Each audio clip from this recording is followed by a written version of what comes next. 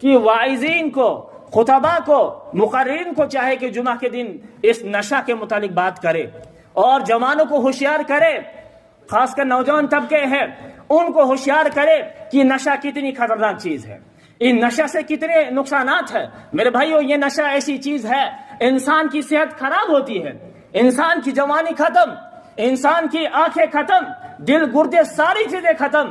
یہ تو انسان کی صحت کے لیے کتنی خطرناک مضر چیز ہے، اللہ حفاظت فرمائے، لیکن اس سے آخرت بھی ہماری ختم، اس سے ہماری آخرت، اللہ کی ناراضگی ہم مول لیتے ہیں، رسول اللہ صلی اللہ علیہ وسلم کی ناراضگی ہم مول لیتے ہیں۔ اور حدیث پاک میں آتا ہے جس نے دنیا میں نشہ کیا ہو، جس نے دنیا میں شراب پیا ہو، میرے دوستو کل قیامت کے دن اس کو جو ہے جنت کا شراب نہیں پلائی جائے گی۔ جنت میں شرابن طہورا ان بندوں کو ملے گی جنہوں نے دنیا میں نشہ اور چیز کو منہ نہیں لگایا ہوگا، جنہوں نے دنیا میں نشہ اور چیز کو ہاتھ نہیں لگایا ہوگا، ان لوگوں کو شرابن طہورا ملے گی، جس کو شرابن طہورا کے نام سے جو ہے یاد کیا جاتا ہے، لیکن وہ دنیا کی جو شراب نہیں ہوگی۔ دنیا کی شراب یہ ایسی شراب ہے، آپ پی لو، تھوڑا سا پی لو، انسان کے توازن ختم ہو جاتے ہیں، انسان کا دماغ جو بالکل معوق ہو جاتا ہے، عقل خراب ہو جاتی ہے، اس کو تمیز نہیں رہتی ہے۔ لیکن وہاں کی شراب ایسی شراب نہیں ہوگی، وہاں کی شراب ایسی شراب ہوگی، ایک بار یہ اگر انسان پیتا رہے گا تو انسان کا دل چاہے گا کہ میں اور پیتا رہوں۔ وہ جنت کی شراب ہے، لیکن میرے دوستو جنت کی شراب پینے کے لیے ہمیں دنیا کی شراب سے بچنا ہوگا۔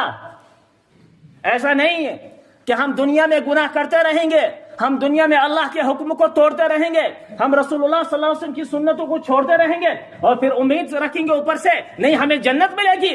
جنت اتنی سستی نہیں ہے، جنت جو اتنی سستی ملنے والی نہیں ہے، اتنی کم قیمت میں ملنے والی نہیں ہے۔ میرے دوستو جنت کے لیے ہمیں محنت کرنی ہے، ہمیں کوشش کرنی ہے، ہمیں دنیا میں جو ہے اللہ کے حکم پر چلنا ہے۔ یہ نشہ اور چیز قرآن پاک کی آیت میں نے آپ کے سامنے پڑھی، یا ایھا الذین آمنوا انما الخمر والمیسر والانصاب والازلام رجس من عمل الشیطان، اے ایمان والو، انما الخمر بے شک شراب، والمیسر جوا، والانصاب اور بت، والازلام پاسے، رجس من عمل الشیطان یہ گندی چیزیں ہیں اور یہ شیطان کے کاموں میں سے۔ قرآن پاک میں صاف جو ہے شراب کے متعلق جو ہے حکم یہ ہے کہ شراب حرام ہے۔ اب شراب کس طرح حرام ہوئی تھی، اس کا پس منظر کیا ہے؟ روایات کے اندر آتا ہے کہ شراب جو ہے بتدریج کا مطلب یہ ایک ہی بار جو ہے حرام نہیں ہوئی، بلکہ ترتیب سے حرام ہوئی، ترتیب سے حرام ہوئی۔ پہلے اس شراب کی نقصان کو اللہ تعالیٰ نے بیان کیا۔ شراب کے کیا نقصان کو بیان کیا؟ شراب کے اس نقصان کو اللہ نے بیان کیا، وہ فرمایا یسألونک عن الخمر، سورۃ النساء کے اندر اللہ تعالیٰ فرماتے یسألونک عن الخمر والمیسر قل فیہما اسم کبیر ومنافع للناس، یہ لوگ آپ سے جو ہے سوال کرتے ہیں خمر اور جوئے کے متعلق، یہ لوگ آپ سے خمر یعنی شراب اور جوئے کے متعلق سوال کرتے ہیں، والمیسر قل فیہما اسم کبیر، آپ فرما دیجیے اس میں اسم کبیر ہے، اس میں بڑا گناہ ہے، اس میں کیا ہے؟ اس میں بہت بڑا گناہ، وہ منافع للناس، تھوڑے بہت منافع بھی ہے لیکن گناہ اس کے اندر بہت زیادہ ہے۔ گناہ اس کے اندر کیا ہے؟ یعنی جب شراب کی حرمت کا حکم آیا لیکن ڈائریکٹ شراب جو ہے حرام نہیں ہوئی، اس لیے کہ پہلے زمانے میں جب ابھی شراب حرام نہیں ہوئی تھی اس وقت کچھ صحابہ بھی یعنی شراب پیتے تھے، اس وقت ابھی تک جو ہے شراب حرام نہیں ہوئی تھی، اس وقت ابھی حلال تھی، لیکن اگر ایک ہی دم جو ہے حکم کو نازل کیا جاتا ہے اور حرام ہونے کا فتویٰ دیا جاتا ہے، شاید یہ چیز صحابہ کے لیے چھوڑنا مشکل ہوتی، صحابہ یکبارگی نہیں چھوڑتے۔ کیوں؟ اس لیے کہ نشہ کا لگنا ایسی خطرناک چیز ہے، یہ نشہ انسان کو بآسانی چھوڑنے والی نہیں ہے، اس کو ٹائم لگتا ہے، اس کو وقت لگتا ہے اور بزرگوں کی صحبت حاصل کرنی پڑتی ہے، علماء کی صحبت میں بیٹھنا پڑتا ہے، اللہ کرنا پڑتا ہے، اپنے دل کے زنگ کو جو ہے اس کو ختم کرنا پڑتا ہے، پھر جا کے جو ہے یہ نشہ کی چیزیں چھوڑتی ہے، ورنہ بآسانی یہ پیچھے چھوڑنے والی نہیں ہے۔ اسی لیے صحابہ کرام کو ڈائریکٹ حکم یہ نہیں دیا کہ آپ جو ہے شراب چھوڑ دو، آپ کے لیے حرام ہے، اس لیے کہ ان کا چھوڑنا ڈائریکٹ کیا تھا؟ بہت مشکل تھا، لہٰذا پہلے اللہ تعالیٰ نے شراب کی نحوست کو، شراب کے نقصان کو بیان کر دیا، قل فیہما اسم کبیر، کہ اس کے اندر جو ہے گناہ بہت زیادہ ہے، منافع تھوڑے بہت ہے۔ فائدے تو ہیں لیکن بہت کم ہے، لیکن اس کے اندر گناہ کیا ہے، نقصانات کیا ہے، زیادہ ہے۔ اور اس کے بعد دوسری آیت نازل ہوئی، لا تقربوا الصلاة وانتم سکارى، جب تم نشہ کی حالت میں ہو تو نماز مت پڑھو، نماز کے قریب مت جاؤ۔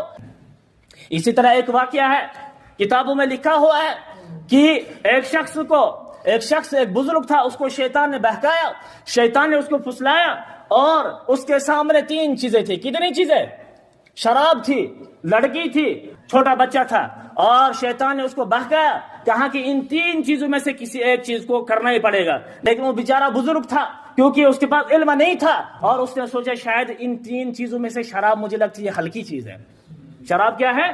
یہ ہلکی چیز ہے، لہذا میں شراب پی لیتا ہوں۔ اور جو ہی انہوں نے شراب پی لی تو اس کے ہوش جو ہے بالکل بگڑ گئی، اس کو ہوش حواس ختم، اس کی جو عقل ہے وہ ختم۔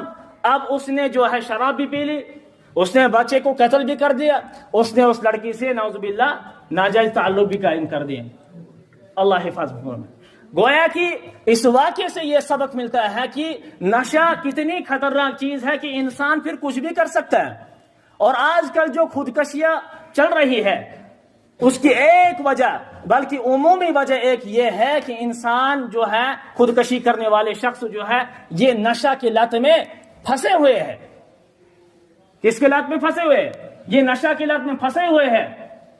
لہذا خاص کر نوجوان طبقے ہیں، ان کو چاہے اپنی زندگی کو جو ہے بچائے، اپنی صحت کو بچائے۔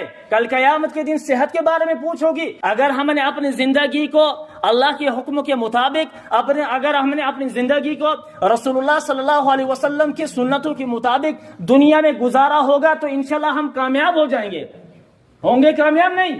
لیکن اگر ہم نے دنیا میں اللہ کے حکموں کو توڑا ہوگا، رسول اللہ صلی اللہ علیہ وسلم کی سنتوں کو چھوڑا ہوگا، پامال کیا ہوگا، میرے بھائیوں پھر ہمارا مسئلہ وہاں خراب ہے، ہمارے پاس کوئی جواب نہیں ہوگا۔ لہذا خاص کر جو ہے، جو نشہ کی چیز ہے، ان چیزوں سے ہمیں دور رہنے کی کوشش کرنی چاہے۔